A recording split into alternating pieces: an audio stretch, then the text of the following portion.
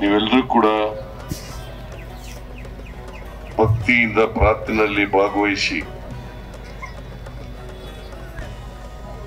ಮನುಕುಲಕ್ಕೆ ಒಳ್ಳೇದಾಗಲಿ ಅಂತೇಳಿ ಪ್ರಾರ್ಥನೆಯನ್ನ ಮಾಡಿದ್ದೀರಿ. ನಾನು ಈ ಸಂದರ್ಭದಲ್ಲಿ ಎಲ್ಲ ಮುಸಲ್ಮಾನ್ ಬಾಂಧವರಿಗೆ ಹಾಗೂ ಇತರರಿಗೆ ಬಕ್ರೀದ್ ಹಬ್ಬದ ಶುಭಾಶಯಗಳನ್ನ ಕೋರ್ಲಿಕ್ಕೆ ಬಯಸ್ತಾ ಇದ್ದೆ. ಈದ್ ಉಲ್ ಆದಾ, ಈದ್ ಉಲ್ ಆದಾ ಇದನ್ನ ನಿಮ್ಮೆಲ್ಲರಿಗೂ ಕೂಡ ತಿಳಿಸಿ, ನೀವೆಲ್ಲರೂ ಕೂಡ ಪ್ರಾರ್ಥನೆ ಮಾಡಿದ್ದೀರಿ, ಸಾಮೂಹಿಕ ಪ್ರಾರ್ಥನೆ ಮಾಡಿದ್ದೀರಿ. ನಾನು ಕೂಡ ಪ್ರಾರ್ಥನೆಯಲ್ಲಿ ಭಾಗವಹಿಸಿದ್ದೇನೆ. ಬಹಳ ಮುಖ್ಯವಾಗಿ ಇವತ್ತು ಸಮಾಜದಲ್ಲಿ ನಾವೆಲ್ಲರೂ ಅಣ್ಣ ತಮ್ಮದಿರಂತೆ ಬಾಳಬೇಕು ಅಷ್ಟೇ, ಪರಸ್ಪರ ಪ್ರೀತಿ ವಿಶ್ವಾಸದಿಂದ.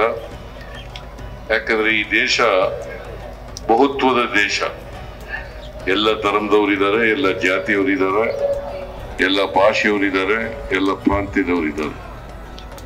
ಹಾಗಾಗಿ ಮನುಷ್ಯತ್ವ ಬಹಳ ದೊಡ್ಡದು. ಪ್ರತಿಯೊಬ್ಬರು ಕೂಡ ಮನುಷ್ಯರಾಗಿ ಬಾಳಬೇಕು, ಪರಸ್ಪರ ಪ್ರೀತಿಸ್ಬೇಕು. ಎಲ್ಲಕ್ಕಿಂತ ಮುಖ್ಯವಾಗಿ ಪ್ರತಿಯೊಬ್ಬರಲ್ಲೂ ಕೂಡ ಸಹಿಷ್ಣುತೆ ಬರಬೇಕು. ಇನ್ನೊಬ್ಬರನ್ನ ಸಹಿಸ್ಕೊಳ್ತಕ್ಕಂಥ, ಇನ್ನೊಂದು ಧರ್ಮವನ್ನ ಸಹಿಸ್ಕೊಳ್ತಕ್ಕಂಥ, ಇನ್ನೊಂದು ಧರ್ಮವನ್ನ ಪ್ರೀತಿಸ್ತಕ್ಕಂಥ, ಇನ್ನೊಂದು ಜನಾಂಗದವರನ್ನ ಪ್ರೀತಿಸ್ತಕ್ಕಂಥ ಮನೋಭಾವ ಬೆಳಿಬೇಕು.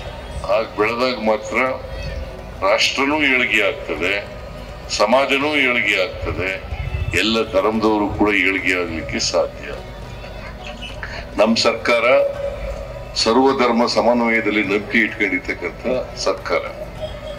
ನಾವು ಸಂವಿಧಾನದಲ್ಲಿ ನಂಬಿಕೆ ಇಟ್ಕೊಂಡಿರ್ತಕ್ಕಂಥವ್ರು. ಸಂವಿಧಾನ ಏನ್ ಹೇಳ್ತದ ಅದರಂತೆ ನಡ್ಕೊಳ್ತಕ್ಕಂಥ. ನಾವು ಯಾವುದೇ ತಾರತಮ್ಯ ಮಾಡಕ್ ಹೋಗಲ್ಲ, ಯಾವ್ದು ಧರ್ಮದವ್ರಿಗೂ ತಾರತಮ್ಯ ಮಾಡಕ್ ಹೋಗಲ್ಲ. ಯಾಕಂದ್ರೆ ಕರ್ನಾಟಕದ 7 ಕೋಟಿ ಜನರನ್ನ ರಕ್ಷಣೆ ಮಾಡಬೇಕಾಗಿರ್ತಕ್ಕಂಥ ಜವಾಬ್ದಾರಿ ನಮ್ಮದು. ಅದರಿಂದ ಎಲ್ಲ ಜನರನ್ನು ಕೂಡ, ಹಿಂದೂಗಳಿರ್ಬೋದು, ಮುಸಲ್ಮಾನರಿರ್ಬೋದು, ಕ್ರಿಶ್ಚಿಯನ್ರಿರ್ಬೋದು, ಬೌದ್ಧರಿರ್ಬೋದು, ಸಿಖ್ರಿರ್ಬೋದು, ಯಾರ್ಯಾರು ಕರ್ನಾಟಕದಲ್ಲಿದ್ದಾರೆ ಎಲ್ಲ 7 ಕೋಟಿ ಜನರನ್ನು ಕೂಡ ರಕ್ಷಣೆ ಮಾಡ್ತಕ್ಕಂಥ ಜವಾಬ್ದಾರಿ ಸರ್ಕಾರ. ಆ ಕೆಲಸವನ್ನ ಯಾವುದೇ ತಾರತಮ್ಯ ಇಲ್ದೇನೆ ಎಲ್ರಿಗೂ ರಕ್ಷಣೆ ಕೊಡ್ತಕ್ಕಂಥ ಕೆಲಸವನ್ನ ಮಾಡ್ತೇವೆ ಅಂತಕ್ಕಂಥ ಮಾತುಗಳನ್ನ ಹೇಳಿ, ಅಲ್ಪಸಂಖ್ಯಾತರು ಕೂಡ ಯಾವುದೇ ಕಾರಣಕ್ಕೆ ಆತಂಕ ಭಯ ಪಡಬೇಕಾದಂತ ಅಗತ್ಯ ಇಲ್ಲ. ನಮ್ಮ ಸರ್ಕಾರದಲ್ಲಿ ಅವರ ಅಲ್ಪಸಂಖ್ಯಾತರಿರ್ಲಿ ಬಹುಸಂಖ್ಯಾತರಿರ್ಲಿ ಎಲ್ಲರೂ ಕೂಡ ಒಂದೇ ರೀತಿಯಲ್ಲಿ ನೋಡ್ತಕ್ಕಂಥ, ಒಂದೇ ರೀತಿಯಲ್ಲಿ ಎಲ್ರಿಗೂ ರಕ್ಷಣೆ ಕೊಡ್ತಕ್ಕಂಥ ಕೆಲಸವನ್ನು ನಾವು ಮಾಡ್ತೇವೆ. ನೀವು ಪ್ರಾರ್ಥನೆ ಮಾಡಿರ್ತಕ್ಕಂಥದ್ದು ಕೂಡ, ನಾನು ಕೂಡ ಪ್ರಾರ್ಥನೆ ಮಾಡಿರ್ತಕ್ಕಂಥದ್ದು, ಎಲ್ಲರಲ್ಲೂ ಕೂಡ ಮನುಷ್ಯತ್ವ ಬೆಳೀಲಿ, ಸಹಿಷ್ಣುತೆ ಬೆಳೀಲಿ, ಎಲ್ಲರೂ ಪ್ರೀತಿ ವಿಶ್ವಾಸದಿಂದ ಇರಲಿ.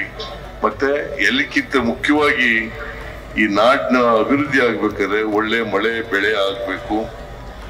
ಆ ಮಳೆ ಬೆಳೆ ಆಗ್ಲಿ ಅಂತ ಹೇಳಿ ಆಶಿಸಿ ಇವತ್ತು ಇಡೀ ರಾಜ್ಯದ ಜನತೆಗೆ ಒಳ್ಳೇದಾಗ್ಲಿ, ಶುಭವಾಗಲಿ ಅಂತ ಹಾರೈಸಿ ನನ್ನ ಮಾತುಗಳನ್ನು ಮುಗಿಸ್ತೇನೆ. ವಿಶೇಷವಾಗಿ ಮತ್ತೊಮ್ಮೆ ಬಕ್ರೀದ್ ಹಬ್ಬದ ಶುಭಾಶಯಗಳು, ಬಕ್ರೀದ್ ಹಬ್ಬದ ಶುಭಾಶಯಗಳು ನಿಮ್ಮೆಲ್ಲರಿಗೂ ಧನ್ಯವಾದಗಳು. और कर्नाटक के चीफ मिनिस्टर सिद्धरामैया साहब आए हुए हैं।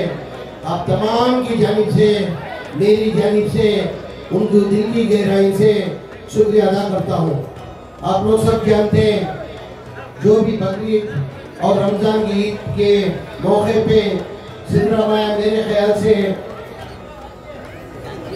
कर्नाटक के अंदर कोई भी चीफ मिनिस्टर जो बकरीद ईद और रमजान ईद के अंदर हम लोग की खुशी के अंदर जो शरीक होते, मेरे हिसाब से सिवे कर्नाटका में सिवे सिद्धरामैया कोई नहीं कह सकता हूँ। वो पिछले साल रमजान की ईद में सिद्धराम मैया साहब आने वाले थे, तबीयत नासार होने की वजह से वो नहीं आ सके।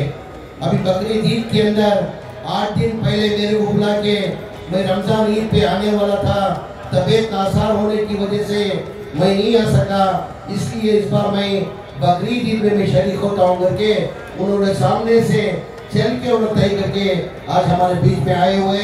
उनकी आपकी तमाम की जानिब से उनकी दिल की गहराई से शुक्रिया अदा करता हूँ।